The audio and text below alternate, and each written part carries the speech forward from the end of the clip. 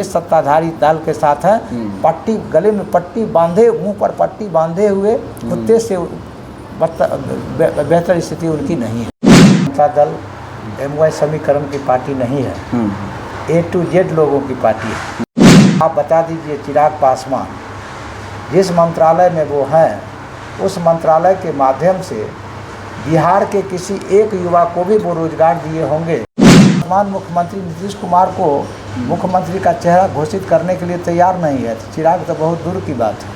एक तरफ बीजेपी के लोग कहते हैं कि 2005 से पहले दलित सुरक्षित नहीं था। उसी का परिणाम है कि जमींदार चाहते थे कि उसका ज़मीन भूमिहीनों को ना मिले, भूमिहीन चाहते थे कि उसको ज़मीन मिले। लालू जी की रही है, राबड़ी जी की रही है, तो लालू जी की सरकार रही है, तो जो मानसिकता, जो सामंती मानसिकता है, सरकार किसी की भी बन जाए, लेकिन उसकी मानसिकता बदलने वाली नहीं है। नमस्कार, आप देख रहे हैं लाइव लॉग न्यूज। मैं आपके साथ ब्रज मोहन गौतम। आज मैं समस्तीपुर जिला में आया हूँ। राष्ट्रीय जनता दल के कद्दावर नेता मन्नू पासवान जी हैं। आज जानकारी लेते हैं कि बिहार विधानसभा चुनाव महज 1.5 से 2 महीना बच चुका है। इस कड़ी में दलित समाज किस तरफ जा रहा है और बिहार में विकास की यात्रा कहां तक पहुंची है, इन तमाम मुद्दों पर बात करेंगे। सबसे पहले मेरे चैनल आपको स्वागत है। मैं आपके न्यूज़ चैनल के दर्शकों को मेरी तरफ से जय भीम। सर, एक तरफ इस बात के लिए पुरजोर तरीके से आवाज़ उठ रही है कि कहीं न कहीं चिराग पासवान पिछले सप्ताह मुजफ्फरपुर में एक सभा किए थे। उस सभा में बता रहे थे कि आरजेडी के पास MY समीकरण है, मेरे पास भी MY समीकरण है। अर्थात आरजेडी मुसलमान यादव संगठन को MY बना के चलता है, तो मेरे पास M से महिला, Y से युवा, ये गठजोड़ गठबंधन मेरे पास है। आधी आबादी के साथ युवा, इसको किस नज़र से देखते मुकाबला है? देखिए, सबसे पहली बात तो ये कि राष्ट्रीय जनता दल MY समीकरण की पार्टी नहीं है, A to Z लोगों की पार्टी है। इसलिए यह कहना कि राष्ट्रीय जनता दल MY की पार्टी है, मैं इस बात को सिरे से खारिज करता हूँ। रही बात चिराग पासवान के मुजफ्फरपुर में जो सम्मेलन किया है, शक्ति प्रदर्शन किया है, अब आप बताइए कि वो लंबे समय से भारत सरकार में केंद्रीय मंत्री है और बिहार को भी NDA नीतीश की सरकार को सपोर्ट कर रहे हैं। तो कोई एक काम आप बता दीजिए, चिराग पासवान जिस मंत्रालय में वो हैं, उस मंत्रालय के माध्यम से बिहार के किसी एक युवा को भी वो रोजगार दिए होंगे, तो मैं उनको मान लूँगा कि वो युवाओं के चहेते हैं, युवाओं के शिव चिंतक हैं। अभी तो विशेष सूत्रों से जानकारी प्राप्त नहीं हुआ है। नहीं, ऐसी कोई जानकारी नहीं है। आपको क्या लगता है कि पासवान समाज, कहीं न कहीं जो पासवान समाज के युवा है, वह चिराग पासवान को मुख्यमंत्री देखना चाहता है? अब देखिए, पिछले 20 वर्षों से बिहार में NDA की सरकार है। इससे पहले मैं आपको बता दूं कि अगर मुख्यमंत्री के रूप में बिहार के युवा देखना चाहते हैं, खास तौर से पासवान, तो वो मुख्यमंत्री तब न बनेंगे जब NDA उनको चेहरा के तौर पर, मुख्यमंत्री के तौर पर प्रोजेक्ट करेगा। तो जब वो आपको जदयू के गठबंधन से, जदयू के बलबूते सरकार बनती है बिहार में और बनाने की दावा करती है भाजपा, जब वो वर्तमान मुख्यमंत्री नीतीश कुमार को मुख्यमंत्री का चेहरा घोषित करने के लिए तैयार नहीं है, तो चिराग तो बहुत दूर की बात है, वो तालाबुद्दीन के चिरागे रह जाएंगे। NDA कभी जो है भाजपा का टारगेट है। जिस तरह से महाराष्ट्र में एकनाथ शिंदे को आगे करके अपना मुख्यमंत्री देवेंद्र फडणवीस को बना लिया, उसी तरह से बिहार में नीतीश कुमार को आगे करके और वो अपना मुख्यमंत्री बनाने के प्लान में है। चिराग का नाम तो कहीं दूर दूर तक भी NDA के कार्य योजना में शामिल नहीं है। लेकिन बीच बीच में चिराग जी के जो बहनोई हैं, अरुण जी, दावा पेश करते रहते हैं कि हम इतना विधायक चुनाव लड़ेंगे तो हम अकेले लड़ जाएंगे। ये कभी कभी प्रेशर पॉलिटिक्स बना रहे हैं, कहीं न कहीं मुख्यमंत्री के लिए ही बना रहे हैं। देखिए, एक ठेठ कहावत है, अपने मियाँ मिट्ठू, अर्थात अपनी प्रशंसा खुद करना। तो भारती जी को जितना बोलना है बोल लें। यहाँ पर उनके नेता, उनके साला को कोई एनडीए वाला मुख्यमंत्री के तौर पर देखना नहीं चाहता। और अकेले लड़कर के 2020 के विधानसभा में भी वो देख लिए ना, 243 सीट में से जितने सीट पर वो खड़ा किए चिराग पासवान जी अपने दल से, उसमें से एकमात्र जीता और उसको भी नीतीश कुमार उड़ा कर ले गए। उनके पास तो आज के डेट में उनकी जमा पूंजी बिहार में एमएलए के मामले में शून्य है। तो जब लेकिन एमपी में तो पूरा एकदम स्कोर बाय स्कोर किए। हाँ, एमपी में स्कोर बाय स्कोर किए, तो वो एनडीए का कैंडिडेट के तौर पर ना, केवल चिराग पासवान के उम्मीदवार के रूप में उनका 100% नहीं हुआ है, एनडीए के प्रत्याशी के तौर पर सब उनके पाँचों की 5 जीत हुई है। अकेला चुनाव लड़ के देख लें, पता चल जाएगा कि उनके पार्टी का उम्मीदवार का अकेला तो विधानसभा में लड़ के देख चुके, परिणाम सामने है। एमपी में भी चुनाव लड़ के देख ले, अगर जमानत बचा लेंगे तो मान लेंगे कि बड़े नेता है। जमानत भी बचाने में वो सक्षम नहीं है।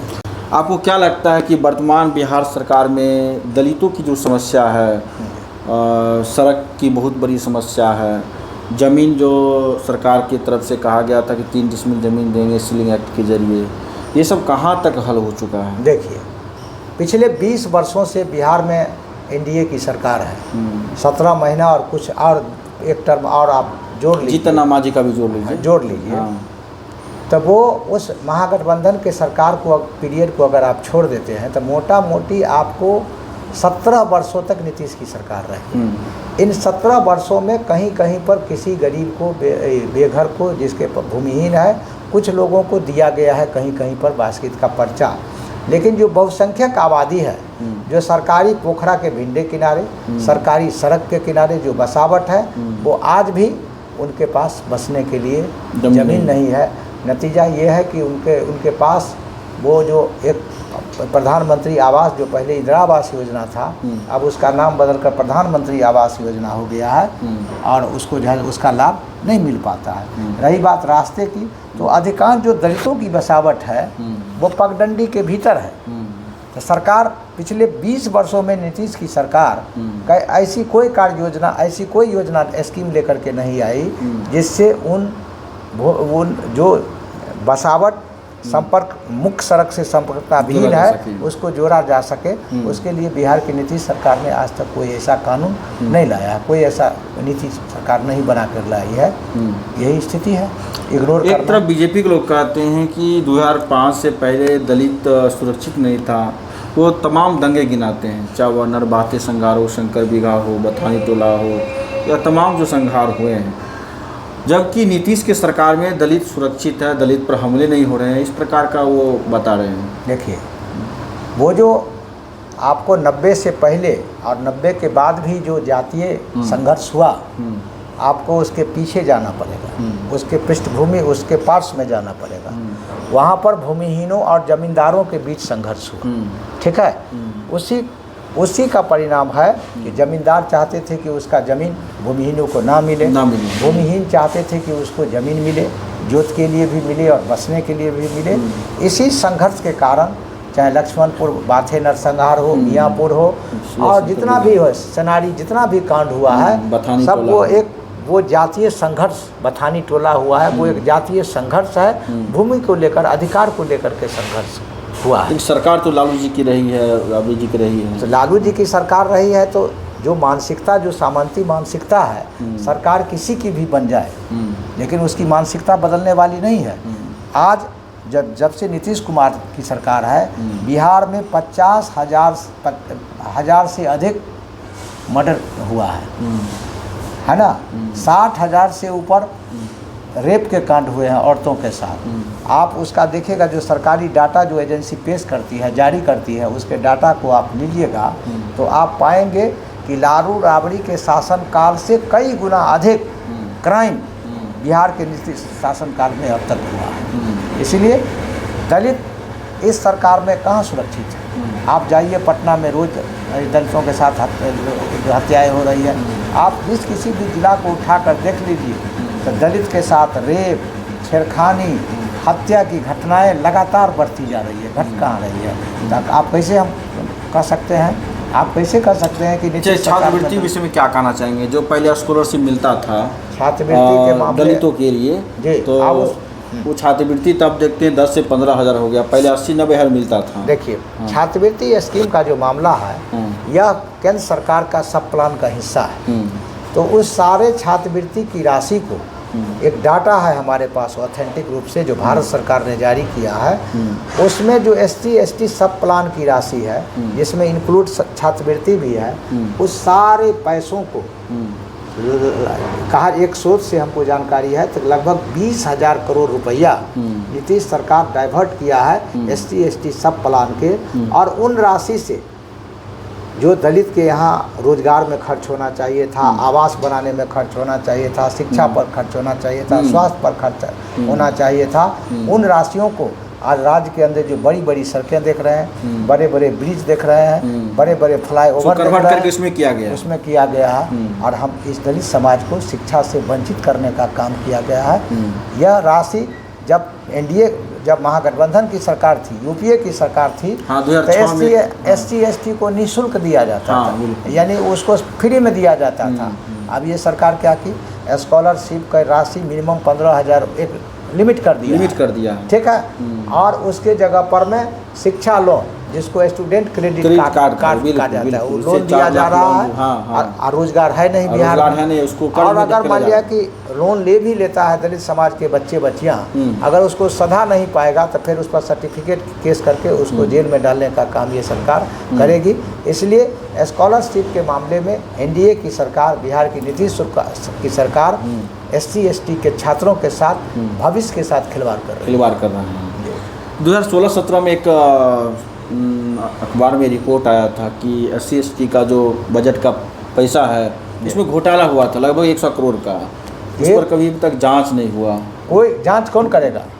केंद्र में भी NDA की सरकार है, बिहार में भी NDA की सरकार है, तो जांच कौन करेगा? लेकिन इतने सारे दलित लीडर हैं, वो आवाज़ बुलंद नहीं कर पा रहे अपने स्कॉलरशिप के जरिए। दलित के नेता को सत्ताधारी दल के या पॉलिटिकल पार्टी के पिछलग्गू बन करके रह गए हैं, ऐसे लोगों के बारे में बाबा साहब अम्बेडकर ने अपनी लेखनी में संपूर्ण 92 में लिखा है कि हमने तुमको आरक्षण दिया था यह सोच समझकर कि तुम अपने समाज के लिए लड़ सको, अधिकारों के लिए लड़ सको, लेकिन तुमको देखकर ऐसा लगता है कि तुम्हारी हैसियत उस कुत्ते की भांति है, मुंह पर पट्टी बांधे हुए उस कुत्ते की तरह है जो काटने की बात तो दूर भौंक भी नहीं सकता है। तो यही हाल हमारे नेताओं की है, वो पालतू कुत्ते हैं, जिस दल के साथ हैं, जिस सत्ताधारी दल के साथ हैं, पट्टी गले में पट्टी बांधे, मुंह पर पट्टी बांधे हुए कुत्ते से बेहतर स्थिति उनकी नहीं है। वर्तमान क्या कहेंगे कि अब का जो दलित समाज है इस बार 2025 विधानसभा चुनाव में क्या मूड है, किस तरफ जा रहा है?